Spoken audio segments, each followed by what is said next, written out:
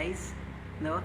Ako po si Kuya Reynolds and I am a Foursquare Church. No, good afternoon po sa inyo po. Ito po yung tinatawag ko pong Saturday. No, ito po yung Saturday na belongs between the Lord at tayo po, no, ay mag-aaral ng salita ni Lord. No, na Saturday, it means na tayo po ay merong date ngayon para kay Lord. Okay po 'yun, no? Salamat po sa inyo. Tayo po ay mananalangin po muna at let's start po tayo sa ating topic. Okay? Father God in heaven, Lord, good afternoon po, Panginoon, sa iyo, Lord. We thank you so much, Panginoon, na binigyan mo kami ng pribilehiyo na ito, Panginoon.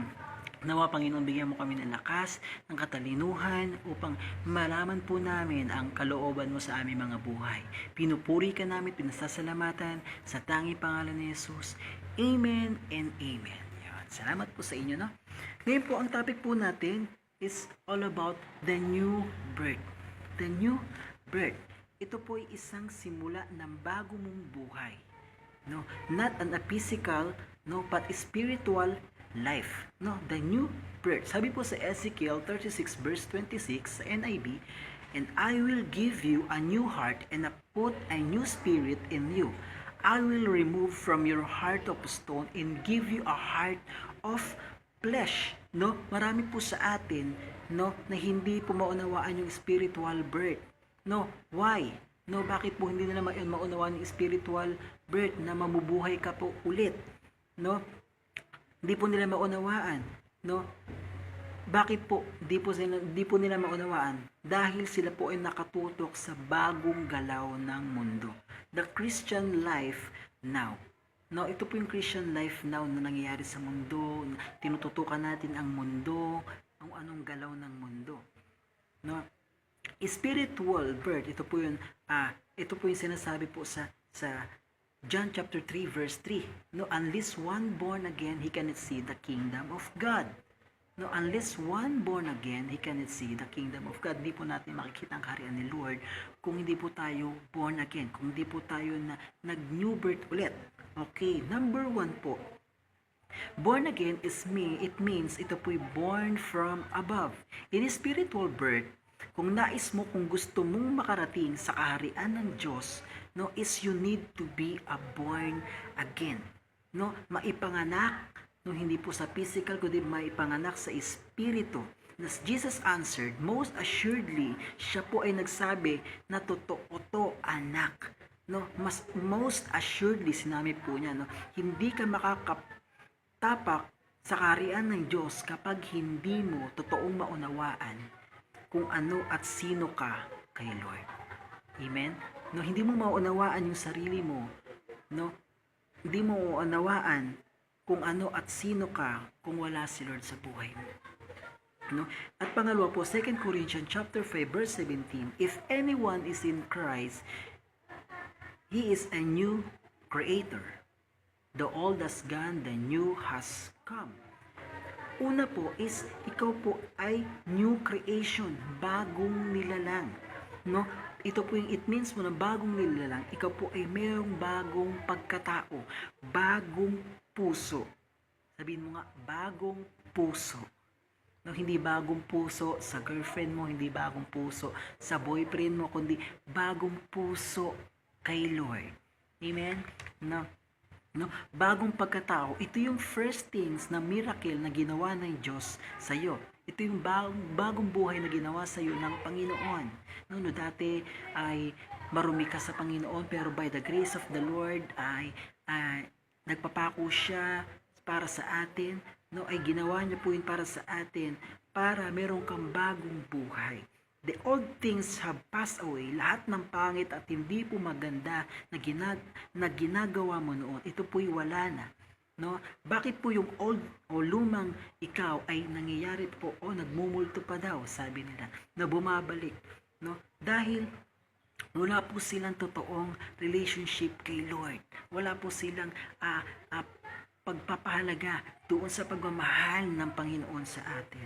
God will save us. No, ang Diyos, Jesus Christ, na napunta sa lupa para po isave ang ating mga kasalanan.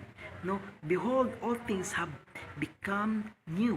Lahat ng bagay na pangit sa iyo inaalis na ng Diyos. Inalis ng Diyos lahat ng pangit sa buhay natin. Kahit na noon na matigas yung ulo mo, kahit na yung buhay mo na walang kwenta, doon, no, kayang alisin po yan ng ating Panginoon. No, amen? No, kaya po yan alisin ng Diyos. Kayang alisin po yan ng Diyos because your God is a great God. Si Lord lang yung magbabago sa iyo, no, makakapagpabago sa iyo, makakapagpabalik sa iyo sa totoong buhay at totoong ikaw. Si Lord lang po. No, si Lord lang po ang makakapagpabago sa ating mga buhay. Number 3, God will choose you. No, una po sabi po is you are need to born again. Pangalawa po is you need to a new creation. Pangatlo po is God will choose you. Pinili po tayo ni Lord. In John chapter 15 verse 19, no, yun po, God will choose, I will choose you. Hindi po sinabi na ikaw yung pumili sa Diyos. Marami pong tao sa mundo na mayayaman, matatalino, no, meron pong kakayanan. Bakit po ikaw isa sa pinili ng Diyos? No, sabi ni Lord, pinili ko kayo. Si Lord po ang pumili sa iyo. Amen. Si Lord po ang pumili po sa atin. Kahit yung buhay mo dati wala nang patutunguhan, wala nang pupuntahan, at sumugod po. No, but ito po yung maganda. But sumugod po si Lord para lang sa atin. But sumugod po si Lord para sa iyo. No, para bang sinasabi, teka, anak, huwag kang matakot. No, God will choose you. Pinili kita. No, number 4 po, ito po yung pangatlo, pinili po kita. At pang-apat po, crucified with Christ. Sabi po ni Paul, Galatians chapter 2 verse 20, I have been crucified with Christ. Dahil sa mga ginawa ni Paul noon, hindi pa po siya binago ni Lord. Pinapatay niya po yung mga tagasunod ni Christ, which is mga Christian, pinapatay niya po. And after the 3 days po siyang binulag po ni Lord. No, binulag po siya ng Diyos dahil po sa ningning at liwanag ng Diyos. No, nung natagpuan niya po si Lord, encounter niya po si Lord. Doon po siya in-encounter ni Lord. Ay na mabago yung buhay po niya. No? So hindi po si Paul makapaniwala po nung binago siya ni Lord at nabulag po siya ng 3 days, and after 3 days siya po ay nakakita po ulit. No?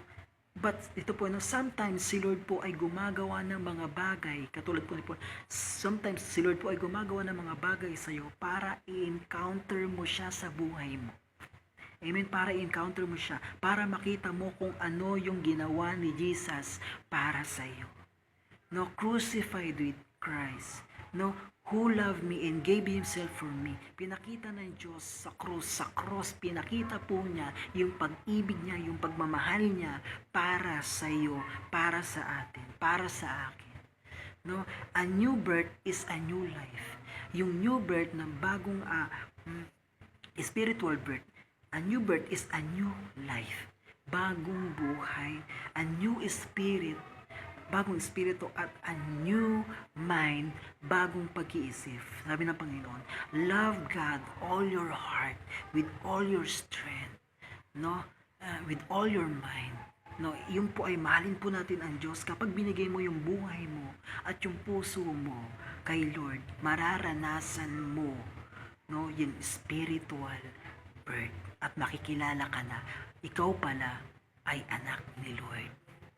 Mararanasan mo yung yakap ni Lord. Si Lord lang ang makakapagbago sa iyo at kukumpleto ng buhay mo. Si Lord lang po ang kukumpleto ng buhay po natin. Amen. Siya po ay sobrang nagmamahal po sa atin, sa nangyayari sa mundo, but one thing na tayo po ay mag-focus kay Jesus, the author of our faith. Na si Jesus lang ang ating solusyon. Siya po ang nagmamahal sa atin, wala nang iba. There is no one like God. Na siya po ang Diyos na nagbabago sa ating buhay. Marami pong mga tao na gustong piliin, pero isa ka po doon sa pinili ni Lord. Kung ikaw po ay susunod, tatanggapin mo si Christ bilang Panginoon mo at tagapagligtas ng iyong buhay. Ikaw po ay magkakamit ng bagong buhay. No, sabi ng Panginoon, John 3:16, "For God so loved the world and He gave only begotten Son. Whoever believe in Him will not perish but have an everlasting life." Yan po ang news ng Panginoon. Ito po yung Saturday date natin sa Panginoon na sinasabi niya, "Anak, no, mahal kita. No, gusto kong mangyari na bumalik ka sa akin." Amen. Yun po ang balita sa atin ng Panginoon. Napakalaki ng pagmamahal sa atin ng Panginoon. No, na naranasan natin sa buong buhay po natin. Kaya maraming salamat po. Yun po ang Saturday natin. Maraming salamat. Marami po sana kayo matutunan at mga susunod na araw. Maraming salamat po. And God bless you. God bless you more and more.